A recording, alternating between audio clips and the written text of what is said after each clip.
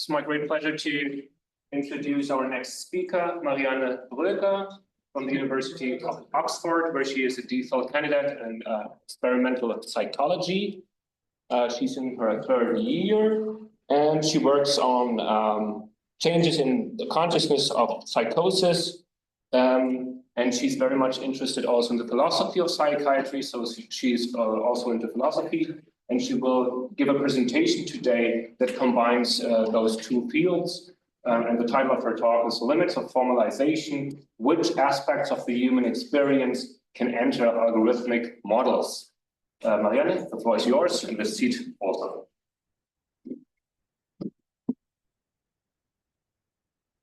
Gonna make sure this works. Yeah, okay. Yeah, hello everyone. I don't Okay. Yeah, so my talk is not going to be so much about large language models, but more about Bayesian models. So because I don't know how familiar people are with those, we're also going to go over some basics. But first of all, and some of the topics might resonate with previous talks, so which maybe is a good thing. I hope it won't be too redundant. Yeah. Okay, can we make this? Okay. Maybe we can. Is that okay? Yeah. Okay.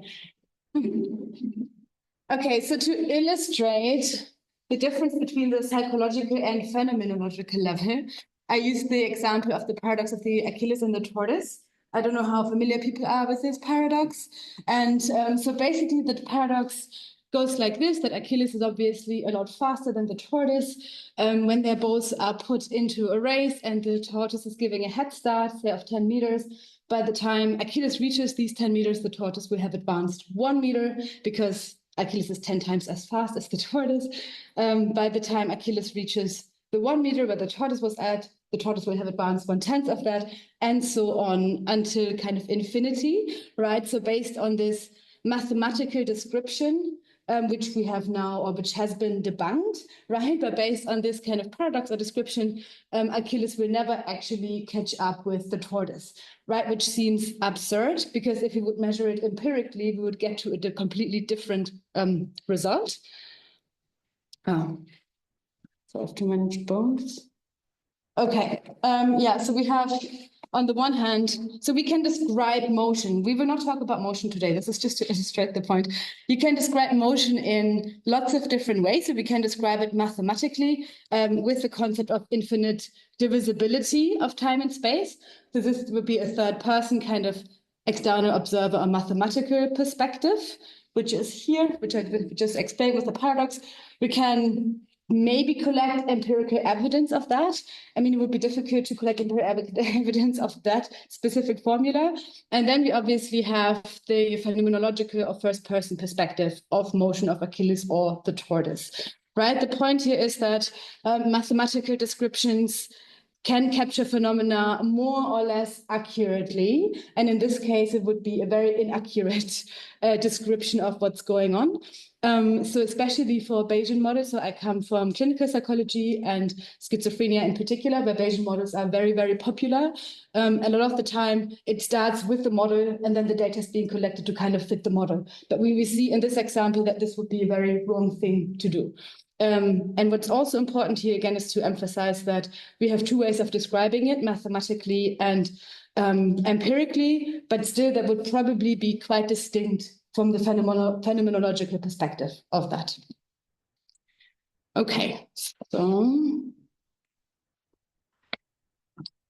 so the bigger questions we're going to address here in this talk are, does it make sense to describe first-person perspective mathematically, which is what Bayesian models are doing? So we will use the Bayesian approach throughout this talk. When and under what conditions can we describe aspects of the human experience mathematically, and which mental processes can we formalize more generally? But everything here will be in reference to psychosis, just as an example to like run through these different scenarios, and Bayesian models. Okay, so in terms of computational psychiatry and a Bayesian approach, mostly it's used in psychiatry or psychology, and there are a few ontological assumptions which philosophers know about, but people that use the models usually don't really. It depends. But I think they're important to just emphasize. So the first one is that mental capacities consist, so these are the assumptions that these models are based on, that mental capacities consist of information processing algorithms that can be formalized. And so this is an understanding of the mind and pathology as algorithmic processes. Then psychopathology evolves around minimizing general uncertainty. That's also the free energy principle by Carl Friston of the immediate external environment. So that's also always kind of a given. It's always the external environment, rather something subjective, or the subjective environment. This implies that pathology evolves in the realm of a shared single external objective world that entails uncertainties and hidden states of the world. Thus, computational psychiatry entails assumptions that aberrations in free energy minimization are driving psychopathology. And lastly, this is more kind of inferred based on the experiments that are usually being used. So everything is in a very kind of cognitive tradition that psychopathology unfolds around, and this is very specific to psychosis. Yeah, everything in this talk is specific to psychosis. That psychopathology unfolds within the rational optimal decision-making processes. Again, this is derived on the experiments that usually take place that operationalize decision-making processes, and therefore these are mostly captured in these models. Okay, before we go into a more phenomenological understanding, and if this could be modeled, there's one more kind of quirk about Bayesian models that I wanted to put at the beginning of the presentation. Are people here familiar with Bayesian models, like a little bit? Yeah, okay. So I don't need to explain this too much. So we have a prior probability, right? So we want to predict what's going to happen next. We have sensory evidence that comes in, and we have a prior probability, which are being combined to kind of make the prediction, and then kind of see if there's an error or not. And if there's an error, the model will be updated. So we have the prior, we have the probability we have the incoming sensory evidence, and both of these parameters here have a precision weight. So this is important to keep in mind, because there's something very interesting about Bayesian models in terms of it's very hard to falsify them. So you can have all sorts of experiments and the model will basically always fit. And we will see this with the example of change blindness. So change blindness is, people are usually familiar with what change blindness is. That, like, if I, for example, focus on my computer because I'm giving a presentation, and I wouldn't notice that something is being rebuilt in the corner of the room. And so that's change blindness, and change blindness has been used as an argument against the predictive processing hypothesis, that our brains aren't predictive processing machines since they don't alert us to the changes of the environment. Then people of the Bayesian camp would argue, or would say to this, that there can be higher or lower precision weights or confidence on prediction error signals, so that we can either like put too much or too little weight on the prediction error signals. This determines how seriously the brain is going to take the error signal. Yeah. The problem with this is, and this is why it becomes relevant or gets relevant for phenomenology as well, is we don't really have, or there's no theory of a mechanism that would tell us, which you would need for a model, that would tell us when we would need more or less precision weight on the prior or on the posterior. So there's no theory at all for this, but we would assume, just from like person or first person experience, that given someone's context or situation, that would determine if we assume more or less weight. So like how much weight, so this precision weight, if we go back, oops. This precision weight would be something that would actually be very subjective. But the model obviously can't capture subjectivity. And what the Bayesian models usually do, if something is subjective, they wouldn't label it as such. They would come up with some normative assumptions of what would be the most kind of optimal way of assigning these weights. So they're kind of moving subjectivity into normativity, which a lot of the time can make sense based on specific theories, but sometimes it's also really, really arbitrary. And with this in mind, so for psychosis alone, some theories say if they just look at delusion, some theories say, oh, there's more weight on the prior, others say there's more weight on the posterior, so given the data that they've collected. So which makes it quite meaningless in a sense, if you just kind of tweak the model in either way to make the data fit. Or even, we have listed the autism example also. So lots of conditions are explained in terms of giving more weight to predictions or giving more weight to sensory evidence. So then So the second objection, which is very, in a way, similar, has to do with placebos and honest placebos, right? So again, thinking about the precision weights. So a placebo obviously is the belief that a medication will work, even though it's just a placebo. Then an honest placebo is the absence of the belief or the disbelief that a medication will work. And which still affects someone's experience. So there's the absence of belief, and it's still the medication still works, right? So we could say, how can a belief and a disbelief impact our experience in the same way? Because here, again, based on a Bayesian model, we would say the prior knowledge is affecting the incoming sensory evidence or our experience. And then people from the Bayesian camp would say there are conscious and unconscious prior beliefs. So we have two types of prior beliefs that can be either conscious or they can be unconscious. So honest placebos are still affecting us because they just operate on an unconscious level. So because you've been given the medication by a doctor, there's a hospital setting. So this makes you think, oh, there must be something that works. So one time the placebo is a conscious belief and the honest placebo would be an unconscious belief that would impact our experience. Again, here we can ask the same question to say, if this is already also mechanistic, with what kind of mechanism would we determine? Because again, if we would want to model it, we would need to have some idea of a mechanism that would help us decide if a prior belief is conscious or unconscious, right? That's driving like how we interpret our sensory inputs or like how experience shows up to us. Again, there is no answer to this. There's no mechanism that kind of helps a Bayesian modeler decide.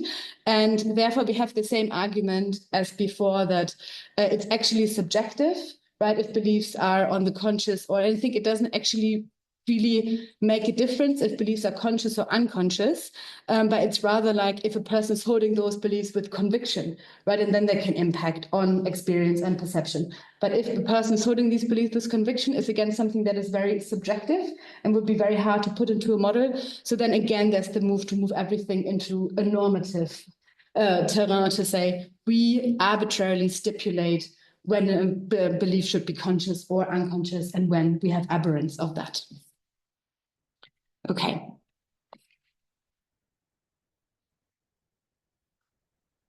Okay, so we have to move from subjectivity to normativity in Bayesian models. Let's look at like how things are formalized generally. So this is something maybe people are familiar with mass levels of computations. So this is something that Bayesian accounts are based on. So we always have an input state. Then we have some kind of transformative algorithm. And these algorithms can be more or less complicated or complex. It can be Bayesian algorithms, but it can also be some kind of, like it can be all sorts of algorithms. And then we have an output state, right? So for psychiatry, this would mean that we need some kind of input. We have some transformative algorithms. And then the output would be, for example, a delusion, but we will move it into phenomenology in a second. So I hope this is clear. Okay, so to see if we can apply this logic to phenomenology, or why we can't, we first need to have an idea of what schizophrenia is or what psychosis is. So I'm using these like interchangeably for simplicity right now. so that we know how to operationalize it, right? There's lots of different accounts, and some of them are obviously a lot easier to operationalize. So we have cognitive accounts. I mean, if we go with the DSM definition of delusions being a false belief or a belief that can't be corrected in light of incoming evidence, then that would be DSM-based. We have diagnostic accounts, which are also belief-based accounts. We have perceptual accounts, which are sometimes phenomenological, sometimes more neurobiological. Then we have phenomenological accounts and self-pattern accounts, and then also like the 4E account. Obviously, sometimes there's overlaps between these accounts. I don't know, do I have half of the time left? You have spoken 16 minutes. Yes. Okay, then, okay, okay, so I will just jump over 2 slides because I think this is what. Okay, so if we go with, and I will spare you the explanation why we're going with the phenomenological approach. But if we take a phenomenological approach instead of these other accounts, and we have touched on this a little already. So there's, again, within phenomenology, there's lots of different approaches to psychosis. But if we go with a minimal self, an intentionality approach, or like the anxiety disorder model, right, where we say there is a fundamental kind of change in minimal self and intentionality that is happening in psychosis. Again, what the reasons for that is a different question. Yeah, but if we go with this definition, so this is just a really brief outline of minimal self, so psychosis as changes in minimal self and pre-reflective intentionality. So minimal self includes pre-reflective self-awareness, a structural feature of first-person consciousness constrained by bodily factors, a sense of ownership minus a sense of agency, which can involve various sensory modalities. It's obviously the implicit first-person quality of consciousness that all experience articulates itself in the first-person perspective as my experience. Minimal self and word are connected through intentional engagements. Intentionality can only come about through a minimal self that drives the directedness towards the world. And then we have a bit of an outline of intentionality, although maybe let's not go over all of these points here because I'm sure it's clear what intentionality is, right? But just because we will bring this back to mass logic, this is maybe just a refresher for everybody. So Husserl, Merleau-Ponty, and Watsuji outlined intentionality as tacit implicit process that describes the directedness and connection of the lived body self to the intersubjective world. It determines how the world shows up to us, kind of grasping the meaning of the world for us. Husserl has also coined the term operative intentionality, a process that gives meaning prior to direct or active conscious reflection.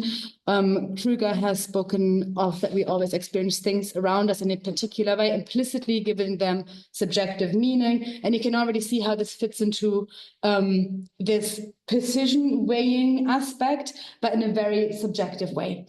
Merleau-Ponty obviously also has an account that the pre-reflective moving body is intentional in itself. Intentionality is more clearly apparent in our desires, evaluations, and the landscape we see than in our objective knowledge or active reflection. Okay. So, oh, sorry, I did not go to that slide, but I read it. Okay, so both intentionality and minimal self come about through subjective engagements with the world rather than being concrete mental states. So in schizophrenia, changes in minimal self and intentionality therefore mean an instability of the self-world structure, thus the self's directedness towards the world. Okay, so now we have an idea what these changes in psychosis could be about. So now we go back to mass model. So we need some kind of inputs, and this is really kind of one of the takeaways here. We need inputs, we have some kind of transformative algorithm, and then what we want to get out, right, is changes in intentionality and minimal self to have a computational model of psychosis.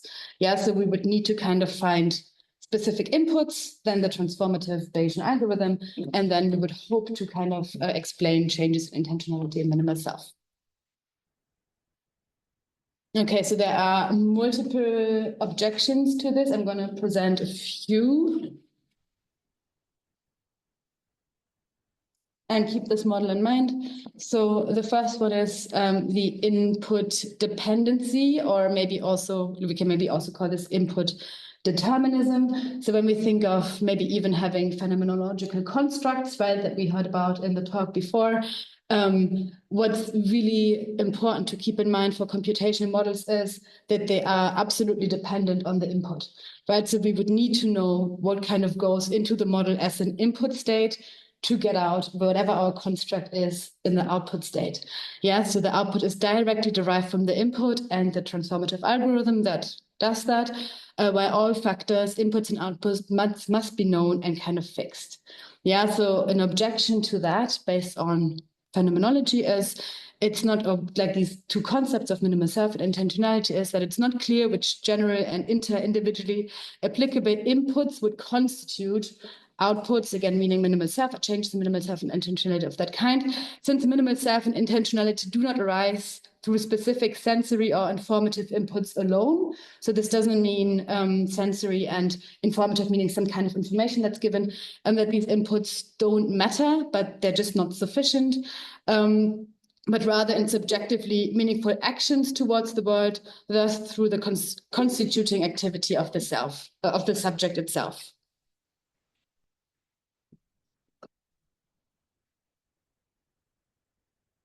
Okay, so if we go to the output stage, so formalization requires adequate, concise, and very circumscribed definitions. We also heard, like in Peter's talk earlier today, right, this essentialist, the essentialist error to say we don't even have robust kind of constructs of a lot of these things. I mean, even with minimal self, right, definitions of the term still don't constitute robust circumscribed phenomena, which could easily be operationalized.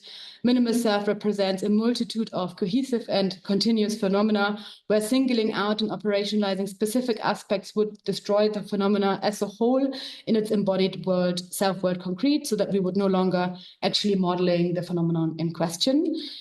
So it seems almost impossible to break down a phenomena like minimal self into circumscribed parts to find the algorithmic explanation of it, which would need to go beyond looking again at isolated parts, like, for example, perception alone.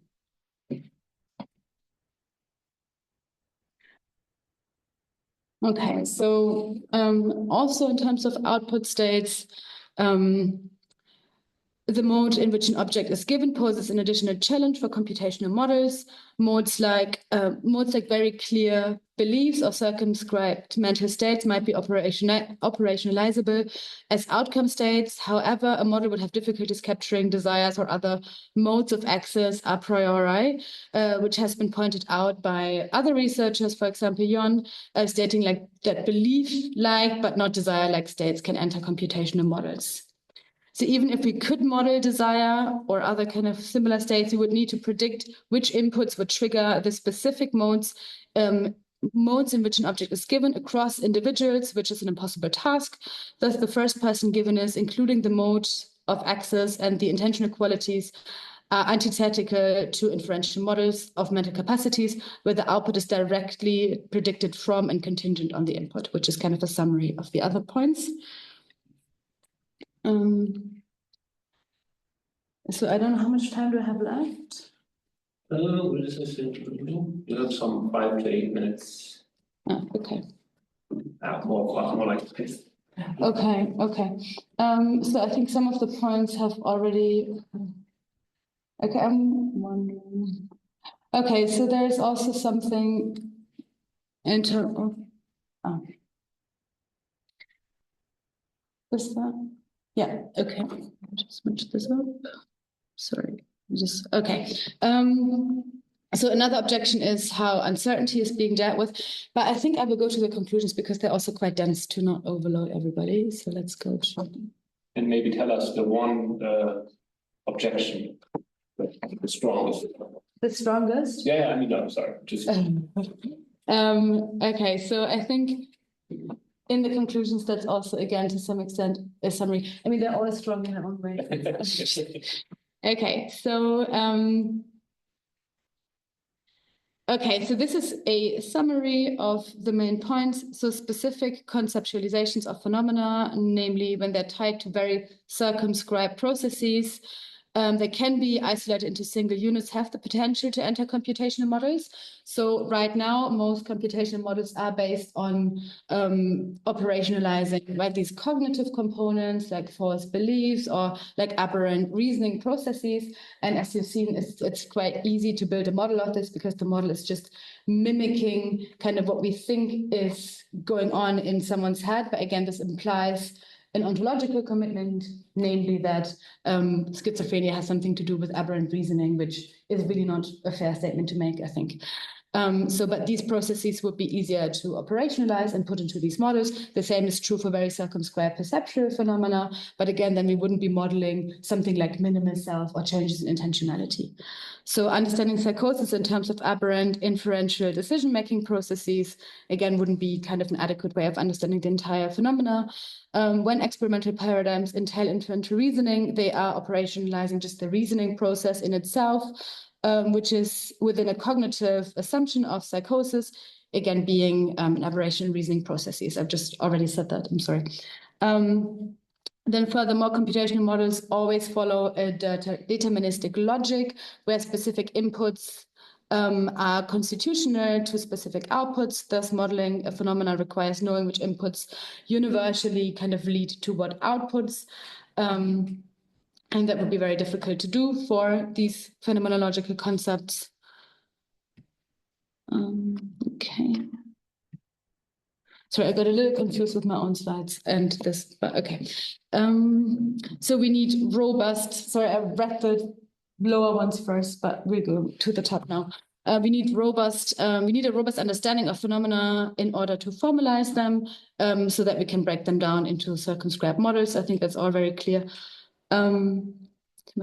Yeah, okay. So I think I've already actually said everything, but one interesting thing that I'm actually doing in my PhD, which I haven't talked about in this talk, when we think, okay, what can we actually model if we can't model minimal self? So we can again stick to something that is very circumscribed without claiming that this is tapping onto changes in intentionality or changes in minimal self. We can again stick to perceptual phenomena and put these into models.